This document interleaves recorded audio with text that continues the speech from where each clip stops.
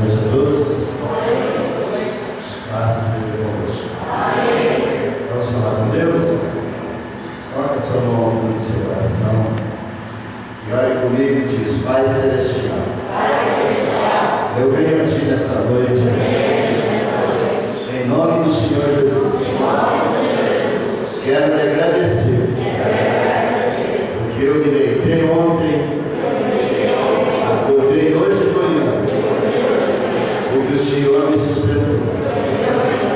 Quero lhe agradecer pelo dia que o Senhor me concedeu, e pelo privilégio de estar em Sua presença, em Sua casa santa de oração, para prestar ao Senhor este culto de louvor. O Senhor é digno de receber toda a honra, toda a glória, todo o louvor. Olha para a minha vida, Senhor. Olha para o meu coração. Trata comigo nesta noite. Tira da minha vida, Senhor, tudo que não te agrada. E que o altar do meu coração esteja preparado para receber a Sua palavra. Palavra que transforma, palavra que liberta, palavra que salva, palavra que quebra maldições, que cancela dívidas, que transforma a nossa vida. Fala comigo, Senhor, em nome de Jesus. Amém? Você já cumprimentou seu irmão, sua irmã hoje? Se não o fez, sai do seu lugar. Cumprimento 2, 3, filhos de pessoas. E diga a essa pessoa: seja bem-vindo, seja bem-vinda, em nome do Senhor Jesus.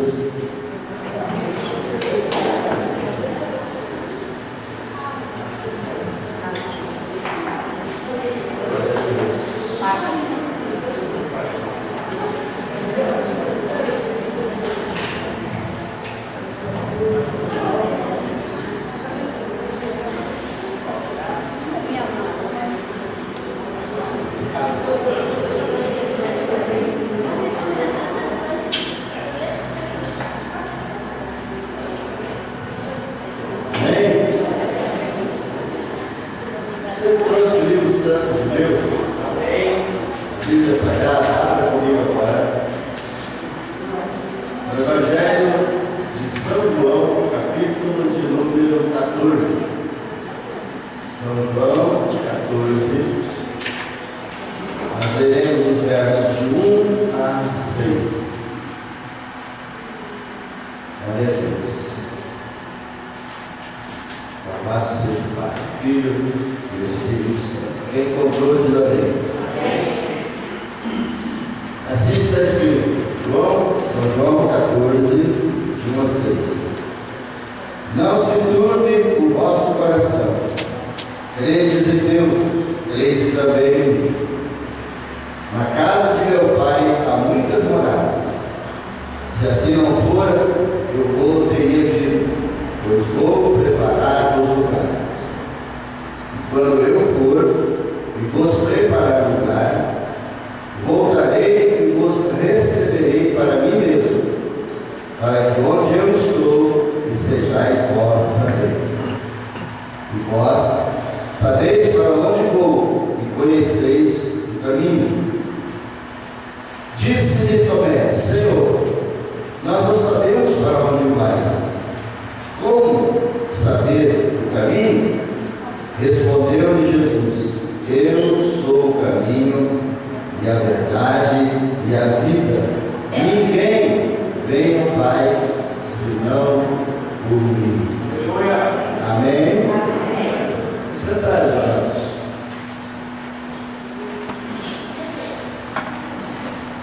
Glória a Deus. Nós encerramos ontem a grande cruzada, o altar da Divina Mirada, do pastor Celeste. Hoje nós estamos sentindo falta de 90% dos irmãos em casa. provavelmente em função das 5 noites consecutivas que nós tivemos aqui. Mas estamos recebendo aqui a presença de vários irmãos que fazem parte de uma família muito querida nossa e também amigos. Então, o culto de hoje, além de ser um culto dedicado em primeiro lugar ao Senhor Jesus, amém? Amém. Porque a Ele devemos render toda a honra, toda a glória, todo o louvor, toda a adoração.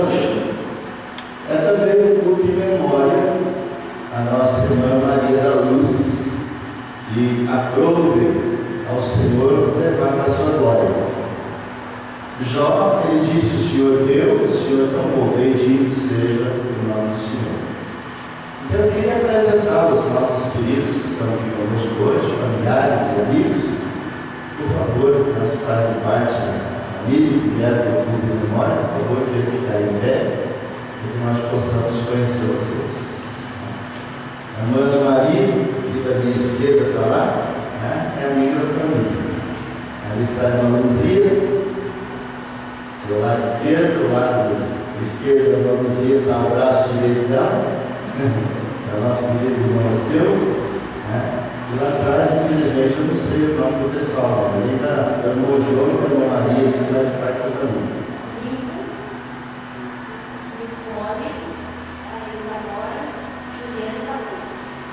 Então, os diretores, sejam bem-vindos. Em nome do Senhor Jesus. A nossa igreja ama vocês. Sabe quando vocês da casa lá dar um abraço fraterno, esses queridos, e dizer a eles, aos irmãos, às irmãs, seja bem-vindo, seja bem-vinda. Deus tem algo especial para a sua vida, para o seu coração. Glória a Deus, precisam. É assim um momento de separação, é sempre um momento de dor.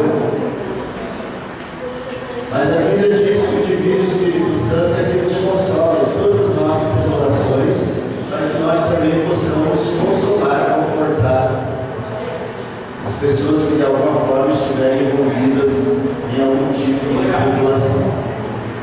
Sejam bem-vindos. Deus abençoe vocês. Obrigado pela sessão.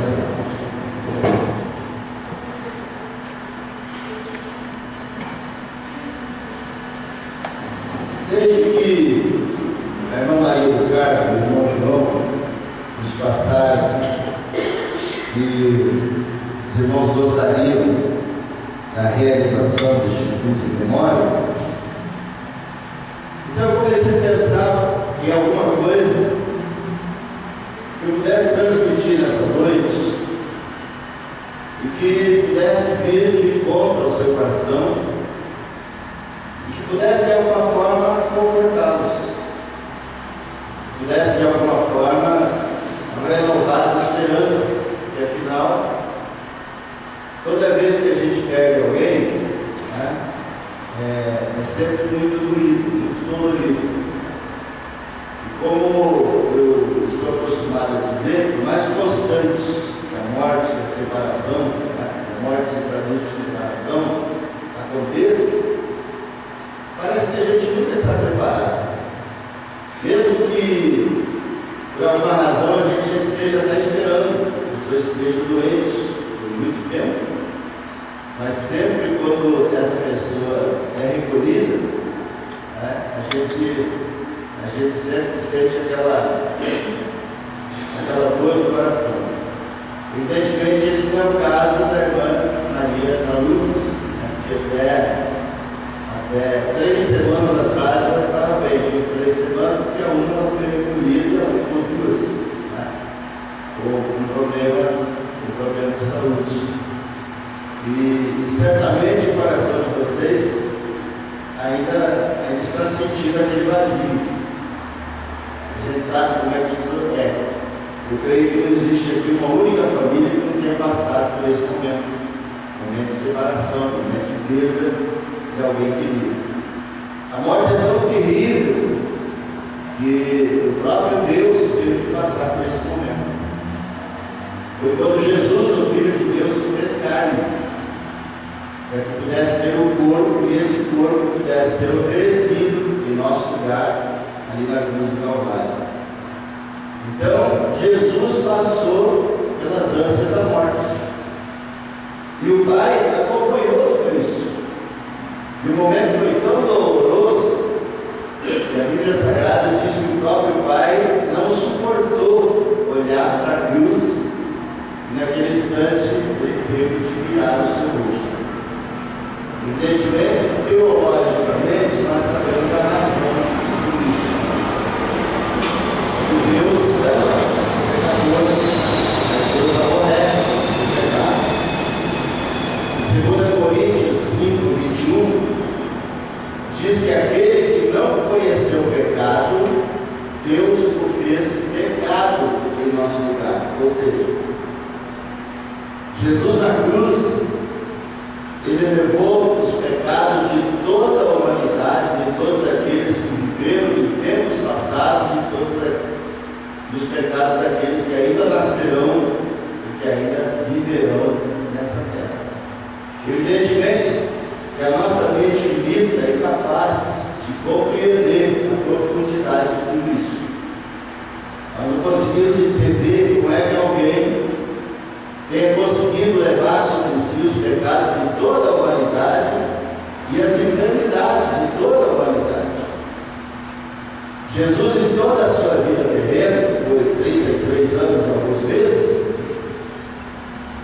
provavelmente tenha sido o homem mais sadio que já andou nessa terra. Porém, na cruz, ele se tornou o homem mais doente de todos os tempos. Tanto é que quando o soldado enfiou uma lança ao seu lado, a Bíblia diz que saiu sangue como água.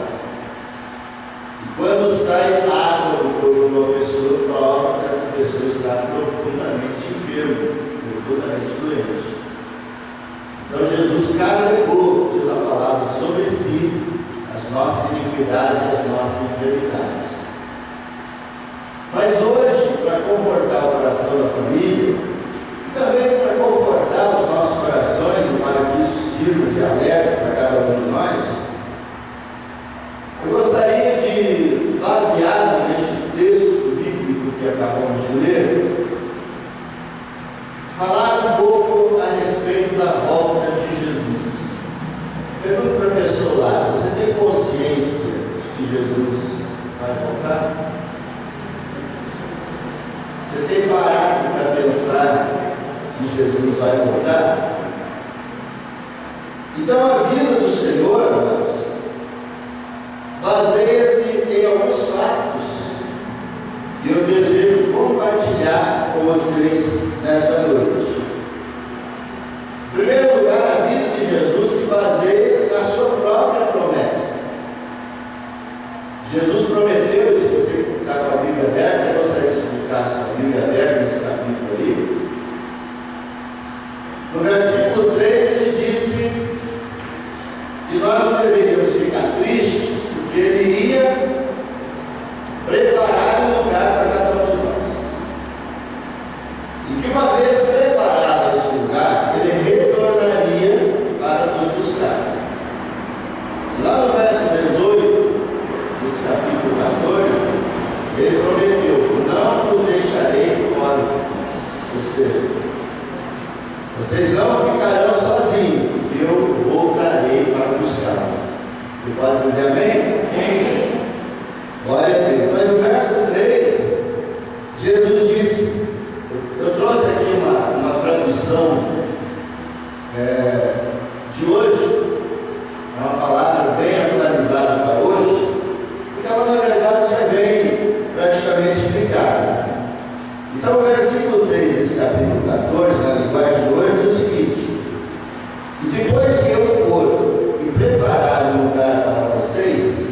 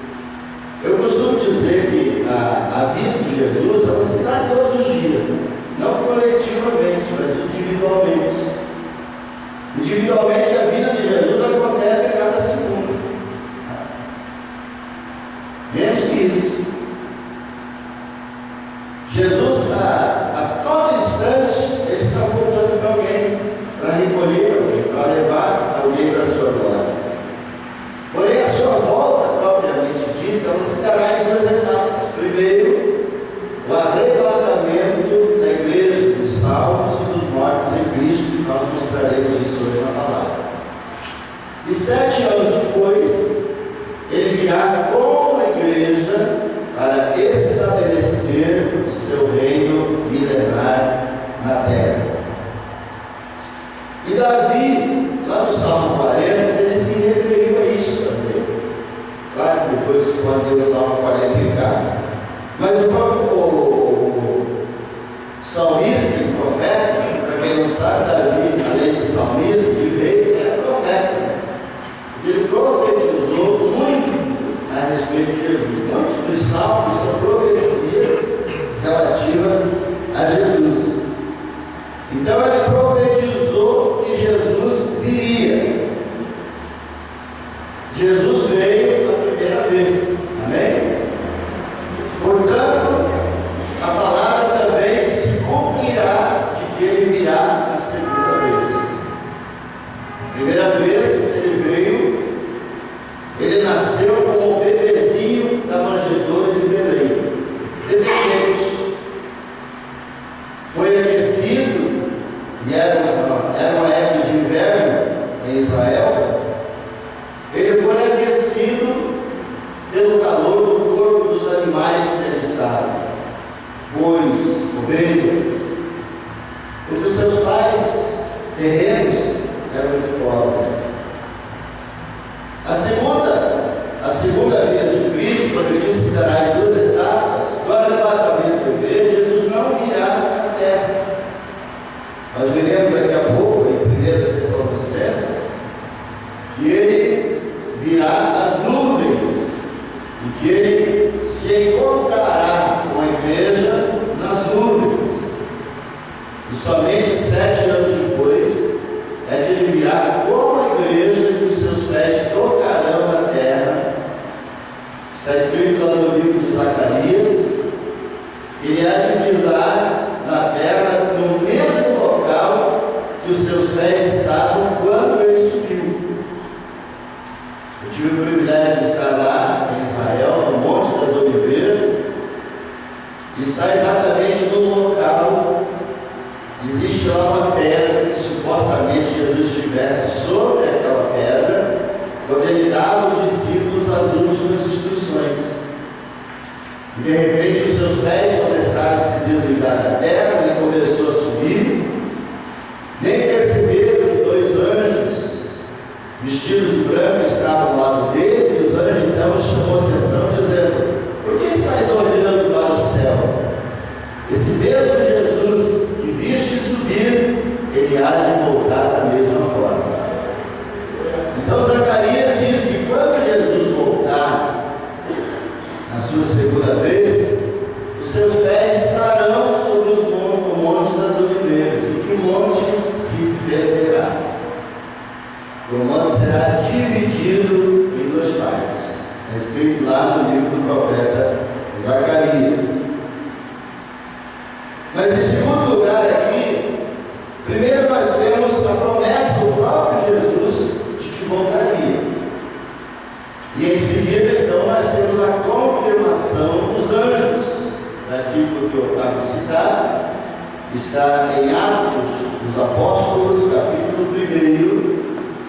Na verdade, os versículos 10 e 11, especificamente o versículo 11.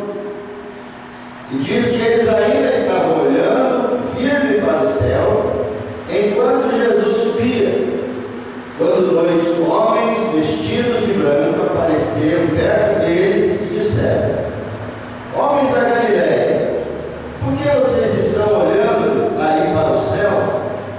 Esse Jesus que estava com vocês e foi levado para o céu, voltará do mesmo modo que vocês ouviram subir. Diga glória a Deus. Então aqui está a palavra dos próprios anjos, confirmando de que um dia Jesus virá buscar aqueles que o aguardam para a salvação, tanto vivos quanto mortos, e nós veremos isso na sequência. Porque na sequência nós temos também a confirmação da palavra do apóstolo São Paulo. Então temos a promessa de Jesus, temos a confirmação dos anjos e temos agora a palavra de São Paulo. Se você quiser dar uma olhada lá em 1 aos Tessalonicenses, Primeira carta de Tessalonicenses, capítulo de número 4, do versículo 13 até o versículo 18. Eu estou lendo aqui numa linguagem de hoje, né? Estou bem familiarizado com a linguagem da revista Corrigida. Poderia citá-lo em cor na revista Corrigida. Mas na linguagem de hoje é o seguinte, irmãos: queremos que vocês saibam a verdade a respeito dos que já morreram, para que não fiquem tristes como ficaram aqueles que não têm esperança. Nós cremos que Jesus morreu e ressuscitou. Quem crê diz amém. E assim cremos também que depois que Jesus vier, Deus o levará de volta e junto com ele levará os que morreram crendo nele. Diga glória a Deus. Esse é o caso da nossa irmã Maria da Luz. Ela morreu fisicamente, mas ela cria. Ela morreu crendo no Senhor Jesus. De acordo com o ensinamento do Senhor, afirmamos a vocês o seguinte: nós, os que estivermos vivos no dia da vinda do Senhor, não iremos antes daqueles que já morreram, porque haverá o grito de comando, e a voz do arcanjo, e o som da trombeta de Deus. Então, o próprio Senhor descerá do céu. Aqueles que morreram crendo em Cristo ressuscitarão primeiro. Então nós, os que estivermos vivos, seremos levados nas nuvens junto com eles, para nos encontrarmos com o Senhor no ar, e assim ficaremos para sempre com o Senhor. E o verso 18 diz: portanto, animem uns aos outros com essas palavras. Diz para o irmão: eu não fico triste. Por isso nós vemos aqui o Senhor dizendo inicialmente: não se turbe o vosso coração, não se abale, não fique triste, não fique desesperado. A morte, na verdade, não é o fim. A morte é apenas uma passagem. A morte é apenas um degrau a mais na sua vida, na nossa vida. E se o Senhor não vier em breve, infelizmente todos nós teremos de passar pelo dissabor da morte. Mas para aqueles que creem em Jesus, conforme nós acabamos de ler em Tessalonicenses, a morte não se constitui em valor, mas sim em uma esperança de uma vida melhor. Porque nesta vida nós temos muitos dissabores, há muita mutabilidade durante a nossa vida terrena. Ora você está alegre, ora você está triste, ora você está com saúde, ora está doente, ora você é próspero, de repente você tem necessidade. Nós passamos por toda essa mutabilidade, essa mutação. Mas a Bíblia Sagrada diz que quando Jesus vier, nós seremos parecidos com Ele. Você pode dizer amém? Amém. Isso que é em parte será transformado. O mortal será revestido do imortal. E nós tomaremos, nós receberemos de volta a imagem do Senhor, a semelhança do Senhor, que foi corrompida pela desobediência e pelo pecado. Agora, lá em 1 Coríntios, capítulo de número 15, se você quiser dar uma olhadinha também, eu gosto muito desse texto. 1 Coríntios 15, de 51 até o 58, diz o seguinte: escute bem este segredo. Provavelmente a sua tradução diz o seguinte: eis aqui vos digo um mistério. A palavra de hoje diz: escute bem este segredo. Nem todos vamos morrer, mas todos nós vamos ser transformados. Diga glória a Deus. Num instante, num abrir e fechar de olhos, quando tocar a última trombeta, ela tocará, os mortos serão ressuscitados como seres imortais, e este corpo mortal precisa se vestir com o que é imortal. Este corpo que vai morrer precisa se vestir com o que não pode morrer. Assim, quando este corpo mortal se vestir com o que é imortal, e quando este corpo que morre se vestir com o que não pode morrer, então acontecerá o que as Escrituras Sagradas dizem: a morte está destruída. Diga, a morte será vencida. A vitória é completa. Então, nós vamos cantar o hino de Remidos e diremos: onde está, ó morte, a tua vitória? A outra tradução diz: onde está o inferno. Essa aqui continua falando de morte. Onde está, a morte, o teu poder de ferir? O que dá à morte o poder de ferir é o pecado. E o que dá ao pecado o poder de ferir é a lei. Mas agradecemos a Deus que nos dá vitória por meio de nosso Senhor Jesus Cristo. Portanto, queridos irmãos, continuem fortes e firmes, continuem ocupados no trabalho do Senhor, pois vocês sabem que todo o seu esforço nesse trabalho sempre traz proveito. Diga glória a Deus. A outra tradução diz: portanto, meus amados irmãos, sede firmes e constantes, sempre abundantes na obra do Senhor, sabendo que o vosso trabalho não é vão no Senhor. Diz para o irmão aí: até o copo de água fria, quando se dá para alguém, Jesus vai te recompensar para voltar. Os irmãos me trouxeram Jesus, a Maria Mole, para a festa das crianças aqui na sexta-feira. Quando Jesus voltar, ele vai pagar com juros e correção monetária. Vai dizer para você: venha bendito do meu Pai, entra no reino que está preparado desde a fundação do mundo. Diga glória a Deus. Louvado seja o nome do Pai, do Filho e do Espírito Santo de Deus. Então, há uma pergunta interessante aqui: para quem é ou para quem será a vinda de Jesus? Para quem é ou para quem será a vinda do Senhor Jesus Cristo? E a resposta então é para todos os que são nascidos de Deus e se tornaram novas criaturas. Diga glória a Deus.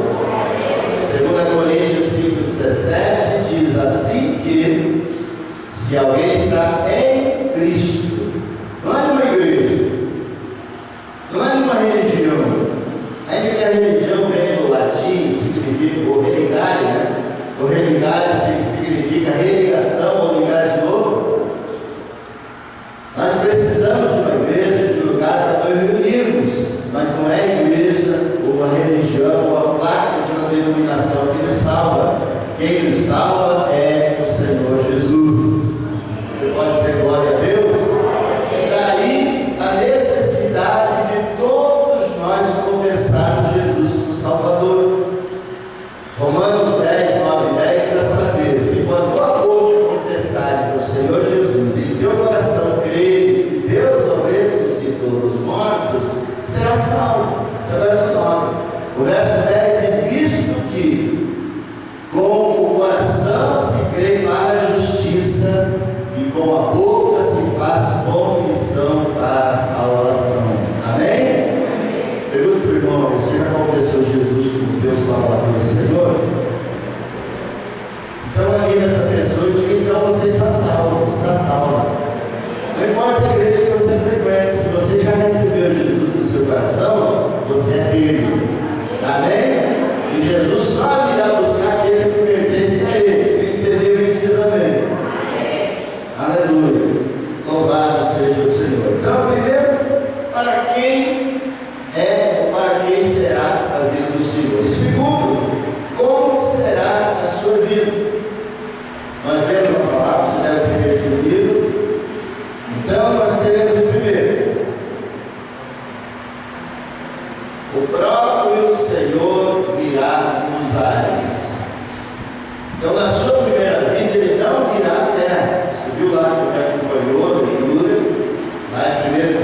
Colossenses 4, 16 e 17.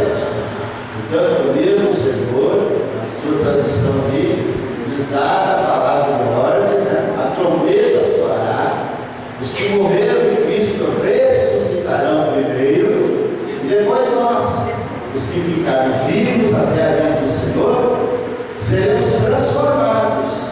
Não precisamos passar pelo sabor da morte, pelo cortejo fúnebre, sepultamento e tudo mais.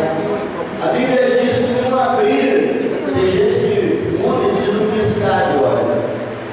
É diferente. Um abrir e fechar de olho é diferente do piscar de olho. É o abrir e fechar de olho, você pode demorar um pouquinho mais do que simplesmente piscar o olho. Mas a Bíblia diz que é o tempo que o Senhor precisa para transformar isso que é mortal no imortal. Diga glória a Deus. Isso que é corruptível no incorruptível. E quando isto que for mortal se revestir da imortalidade, e quando isso que é corruptível se revestir da incorruptibilidade, então nós ouviremos e cantaremos o hino e diremos: onde está a morte, teu aguilhão, tua vitória? Onde está o diabo, a tua vitória? E diremos: tragada foi a morte da vitória. Pois graças a Deus que nos dá a vitória por nosso Senhor Jesus Cristo. Diga glória a Deus. Louvado seja o nome do Senhor. Então, o segundo seria a trombeta de Deus entoará. Agora, esse toque de trombeta também é interessante, porque o toque é o toque de recolher. Para quem foi militar, né, sabe o que eu estou falando. Aqui no Verá, uma época, ia vir toque de recolher. Né? Quando tinha toque de recolher, o pessoal não se recolhia, o casal metralhado, e todo mundo que estava na rua, velhos, crianças, todo mundo que estava na rua foi metralhado, porque não ouviu o toque de recolher os traficantes. Mas esse toque de recolher do Senhor é para que nós possamos entrar no reino da glória. Diga glória a Deus. Louvado seja o nome do Senhor. Agora, você sabe qual é o interessante do toque dessa trombeta? É que somente aqueles que pertencem a Jesus ouvirão o toque da trombeta. Pergunto, irmão, está aqui sintonizado no canal de Deus? Né? Está sintonizado no canal de Deus? Você já aprendeu a sintonizar no canal de Deus? Às vezes vem no meio do burburinho, um barulhão, e de repente todo aquele barulhão, sabe, não é que você se sente um peixe fora d'água pegando ali. Você já notou que você pode sintonizar no canal de Deus? E que apesar de tudo que está acontecendo à sua volta, você tem uma ligação com Ele, você tem um canal que te liga a Ele. Eu disse para o irmão: são esses que ouvirão o toque da trombeta. E somente os que ouvirem o toque da trombeta subirão para encontrar o Senhor nos ares. Os demais vão ficar apavorados, assustados. Já pensou uma mãe empurrando o caminho na rua, que a Bíblia diz que as crianças já vêm do céu. E claro que família, que religião essa criança tenha nascido. A Bíblia diz que as crianças já vêm do céu. Da boca das crianças, daqueles que vão do céu, perfeito essa palavra. Então, a mãe, de repente, ela não recebeu Jesus como seu Salvador, ela não confessou com a sua boca, quem sabe nem crê em seu coração, mas ela está empurrando o carrinho para o nenê, e de repente o nenê desaparece, o nenê ouviu o toque da trombeta. Você pode dizer glória a Deus? E ela vai procurar o filho, a filha, cadê? Você é o filho de Deus, a filha de Deus, está pilotando o seu carro aí na avenida. De repente, o piloto subiu. Hoje existe o piloto automático dos aviões. Né? A pessoa, de repente, o piloto, o copiloto desaparece.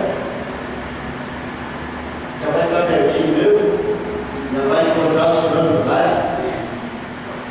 3 descarrilando, porque uma turista foi recolhida e foi levada.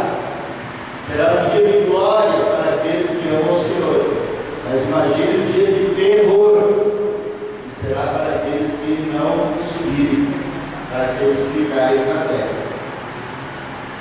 Deverá ser um dia realmente muito terrível. Aí, na letra C, nós temos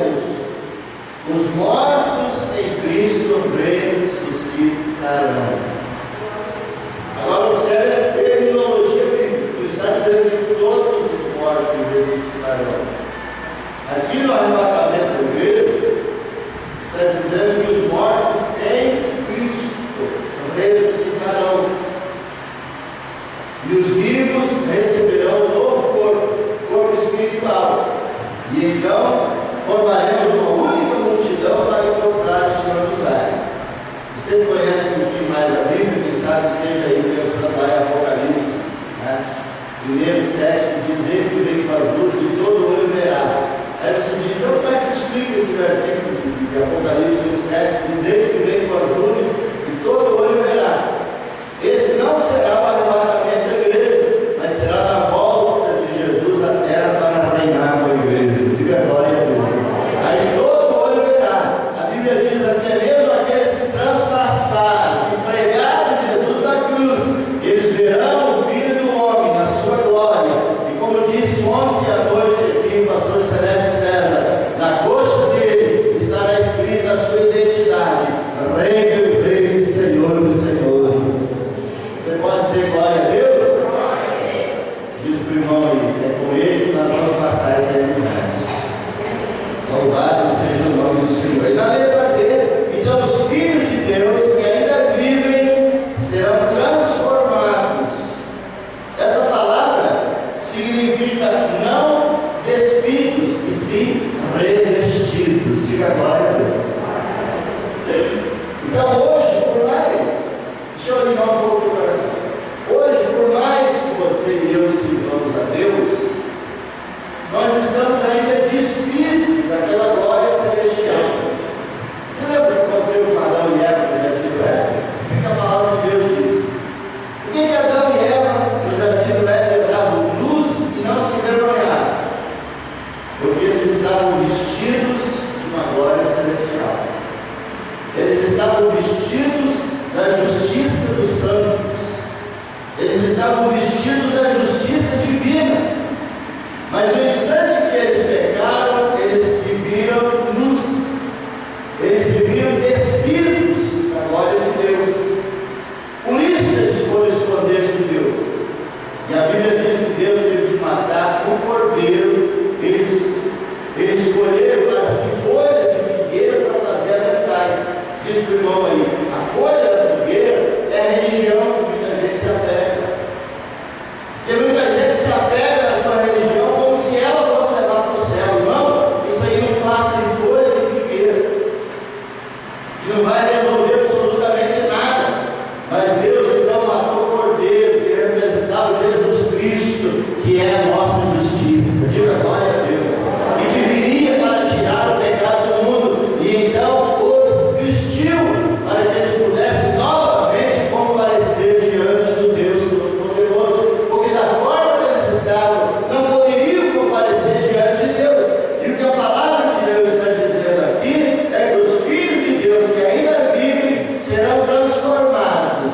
Eles não mais estarão despidos, mas eles estarão vestidos da justiça divina. E aí poderemos chegar diante do Senhor e entrar no reino da glória. Louvado seja o Senhor.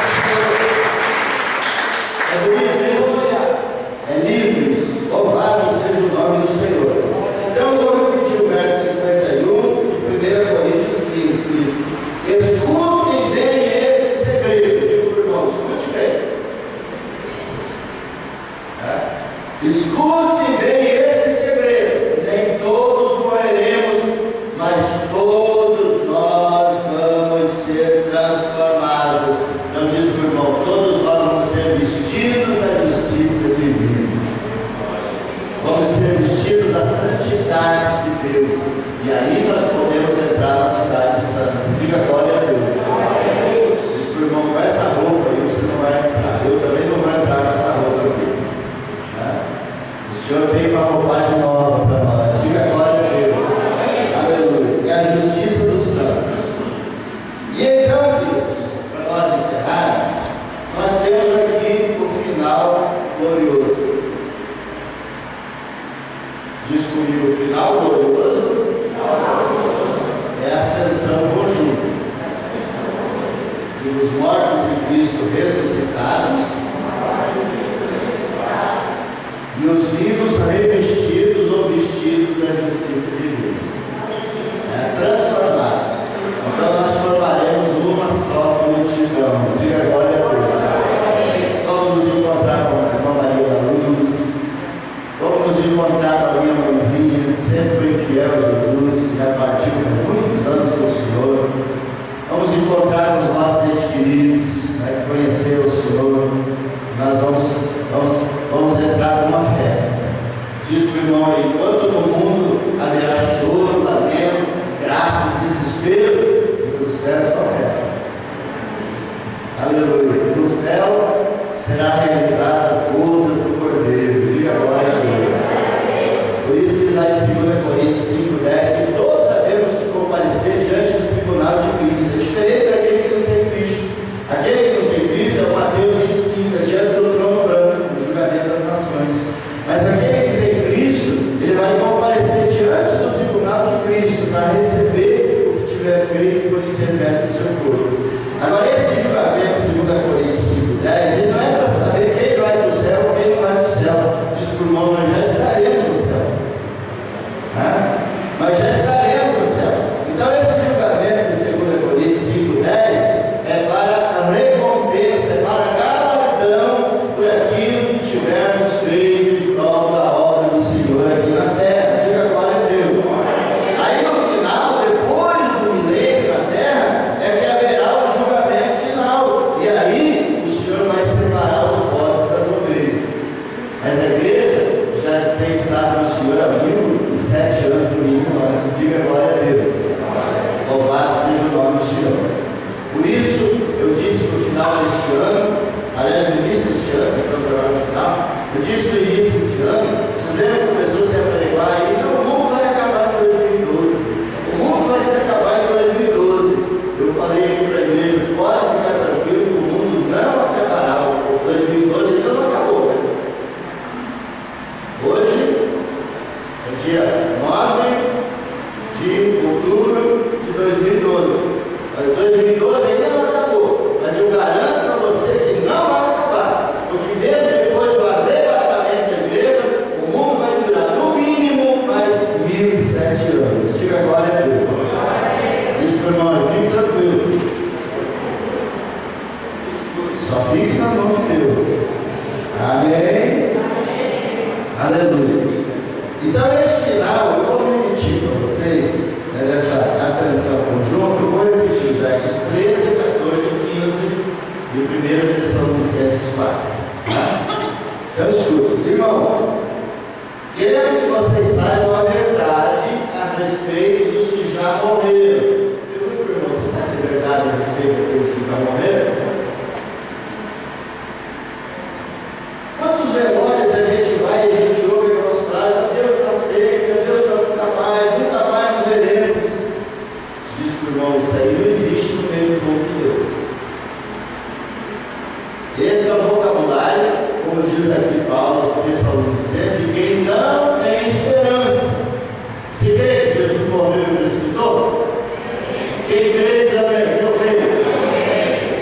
Se você crê que Jesus morreu e ressuscitou, Paulo diz aqui, então você deve crer também que na vida de Jesus ele vai ressuscitar os que morreram, crendo nele, confiando nele. Você está entendendo? Louvado seja o nome do Senhor. Vou repetir, irmãos. Queremos que vocês saibam a verdade a respeito dos que já morreram, para que não fiquem tristes como ficam aqueles que não têm esperança. Nós cremos que Jesus morreu e ressuscitou. Quem crê, eu creio.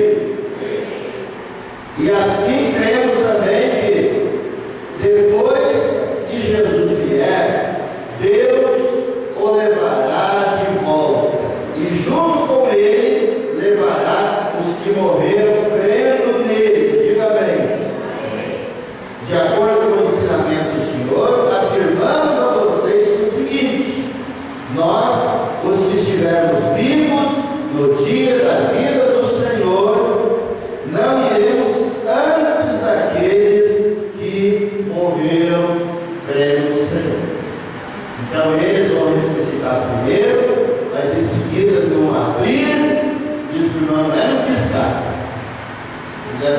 abrir e fechar de olhos. Nós seremos vestidos de justiça, de glória e de santidade, e seguiremos para encontrar o Senhor nos ares. Diga glória a Deus. Por que o Senhor não virá à terra? Diz para o irmão, porque a terra ainda não foi purificada. Mas para vir à terra, o Senhor vai purificar. Diga glória a Deus. Louvado seja o nome do Pai, do Filho e do Espírito Santo. Então, encerrando. Diga, estaremos para sempre com o Senhor. Aleluia, irmão. Você crê nisso? Aleluia. E sempre reunidos com aqueles que morreram no Senhor. Diga, viveremos sempre reunidos com aqueles que já morreram crendo no Senhor.